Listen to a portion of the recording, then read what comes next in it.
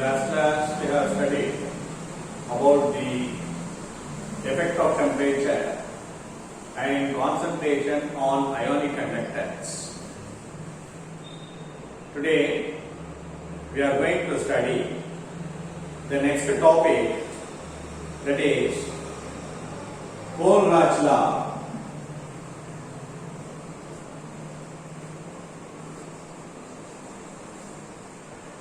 And its applications.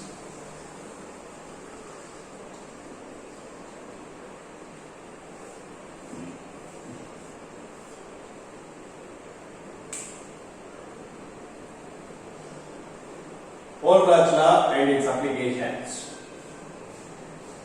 See, when any electrolyte is completely dissociated, each and every ion makes a definite contribution towards the conductance of a solution, irrespective of with which it is associated with other ions. Therefore, when the dissociation is complete, particularly at infinite dilution, the equivalent conductance of any given electrolyte is equal to the sum of the conductance of cation and conductance of anion at infinite dilution. This is Kohlrausch law. See, the mathematical expression, the equation of Kohlrausch law is the equivalent conductance at infinite dilution of any given electrolyte is the sum of equivalent conductance of cation and equivalent conductance of anion at infinite dilution. This lambda infinity shows equivalent conductance at infinite dilution, and lambda plus shows the equivalent conductance of a cation, and lambda minus shows equivalent conductance of anion at infinite dilution.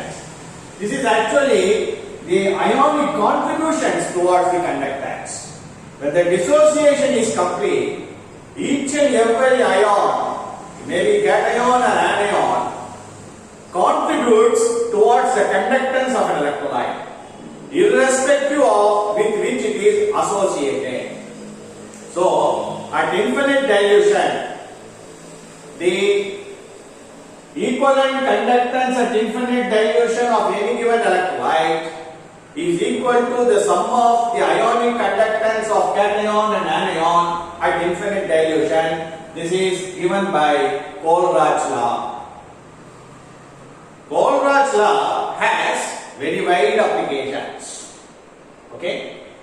We are going to study the first application is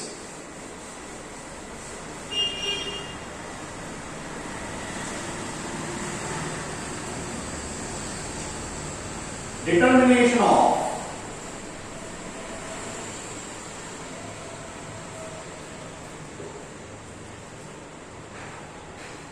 equivalent conductance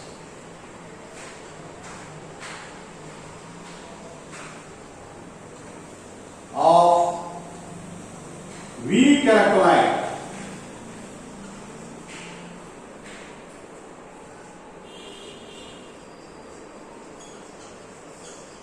at infinite dilution.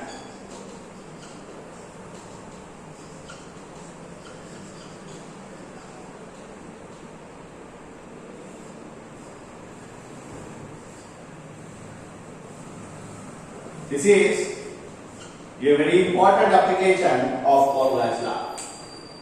Kohlrausch law is very much helpful in determining the equivalent conductance at infinite dilution of weak electrolytes, because in the case of strong electrolytes, it is very easy to find out the lambda infinity value, that is equivalent conductance at infinite dilution, by extrapolation technique. For example, see, when equivalent conductance is plotted against the root of concentration, In the case of strong electrolyte, we are getting a straight line like this. By extrapolation technique, this is by extrapolation, we can find out the lambda infinity value or lambda zero value. Lambda infinity is nothing but equivalent conductance at infinite dilution, that is nothing but at zero concentration. So, by extrapolation technique, we can find out the equivalent conductance at infinite dilution in the case of only strong electrolytes. But it is not so in the case of weak electrolytes. For example, this is for HCl, KCl like this. If you take acetic acid, this is for acetic acid, which is a weak electrolyte. Here also the equivalent conductance increases, but it goes parallel to the y-axis. You cannot extrapolate on the y-axis. So, to find out the lambda infinity value, it is not possible by this kind of graphical method. In such a case, Kohlrausch law is very much helpful. So, Kohlrausch law gives an indirect method to find out the equivalent conductance at infinite dilution. How? Let us see. Now, let us consider the determination of equivalent conductance of acetic acid at infinite dilution. We have to find out equivalent conductance at infinite dilution of acetic acid. How to find out? Okay, because by graphical extrapolation method is not possible. Therefore, in this case, the Kohlrausch law is very much helpful. For this, we have to select three suitable strong electrolytes. What are the three suitable strong electrolytes I am choosing is sodium acetate, hydrochloric acid and sodium chloride. All these three are strong electrolytes. Sodium acetate, hydrochloric acid and sodium chloride. By choosing suitably, I have chosen these three strong electrolytes to find out the equivalent conductance of a given weak electrolyte, that is acetic acid. How? Let us see.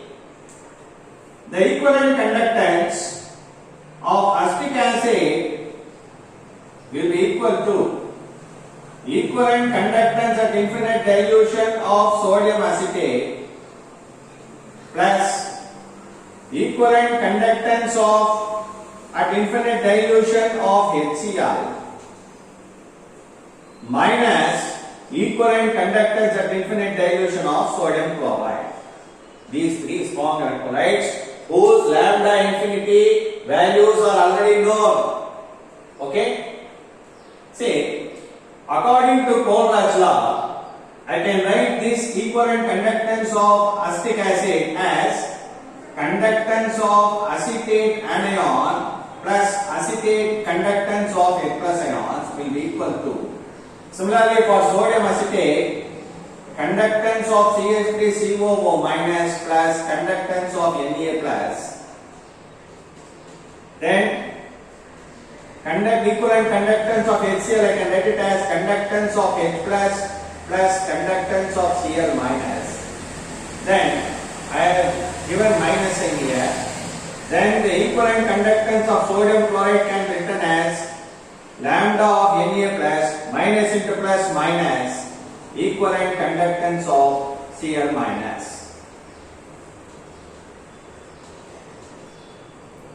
Here these two gets cancelled and Cl get cancelled. It will be equal to equivalent conductance of CH3COO minus plus equivalent conductance of H plus. These two are same. This is nothing but lambda infinity of acetic acid. So, this method is very helpful in determining the equivalent conductance of a given weak electrolyte, here acetic acid. So, by using this type of indirect methods, by suitably choosing three different strong electrolytes, we can find out the equivalent conductance of a given weak electrolyte using this method. This method is called indirect method because extrapolation technique is is not available, it is not possible in the case of weak electrolyte. So therefore they are using this kind of indirect method. So this is one of the application, very important application. Second application we are going to study. Okay, see, similarly we can find out the equivalent conductance of acetic acid. It is a weak electrolyte. We can also find out the equivalent conductance of ammonium hydroxide. How? Let us see.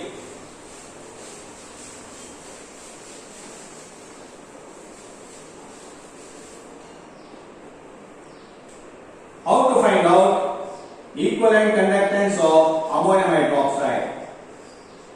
It is also weak electrolyte. It is not possible to find out the lambda infinity value by graphical extrapolation technique. So therefore again we have to choose three suitable strong electrolytes. What are the three suitable strong electrolytes? Ammonium chloride,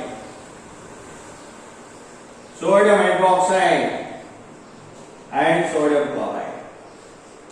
I am choosing these three. Ammonium chloride is a strong electrolyte, sodium hydroxide, sodium chloride, all the three are strong electrolytes. Okay, the lambda infinity values are already known from the table because they are all strong. Their lambda infinity values can easily be calculated by extrapolation technique. Okay, but not for ammonium hydroxide.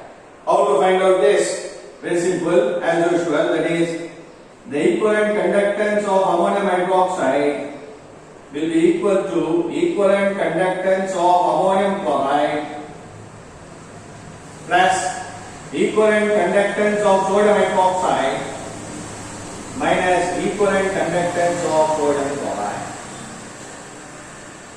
According to Conrad's law, you expand the equivalent conductance of ammonium hydroxide is nothing but equivalent conductance of ammonium ion plus equivalent conductance of hydroxide ion equal to, this is equivalent conductance of ammonium ion plus equivalent conductance of Cl minus ions plus equivalent conductance of Na plus ion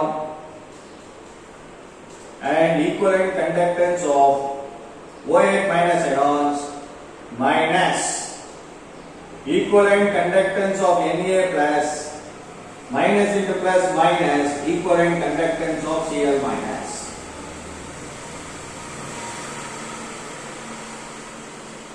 Okay.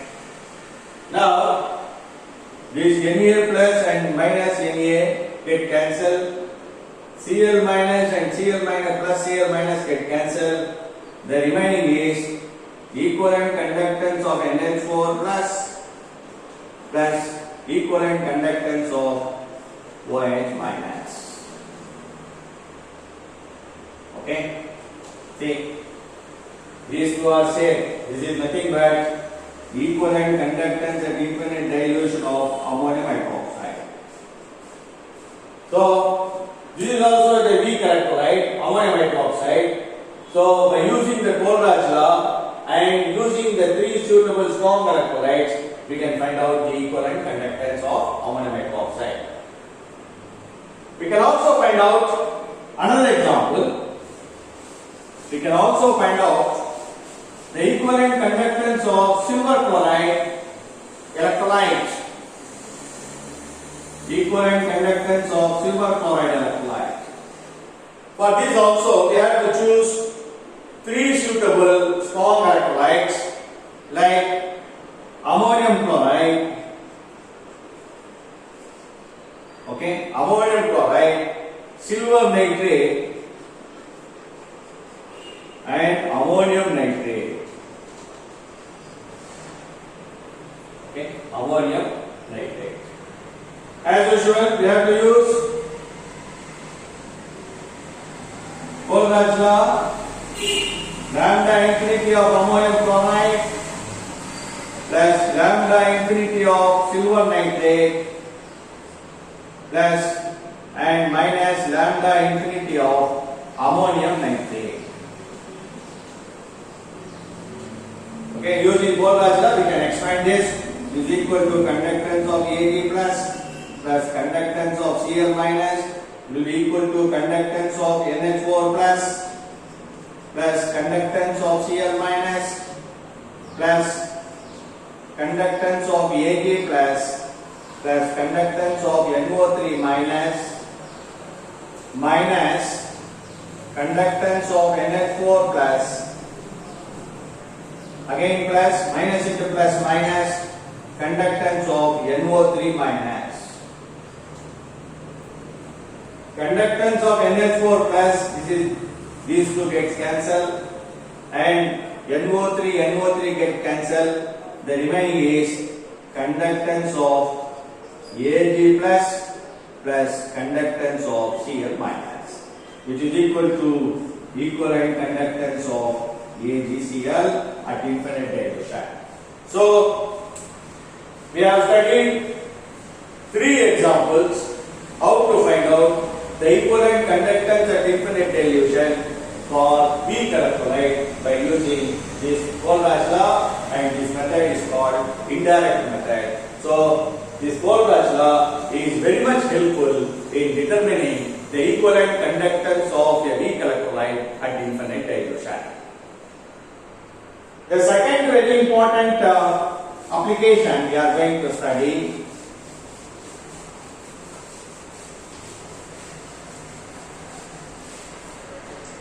determination of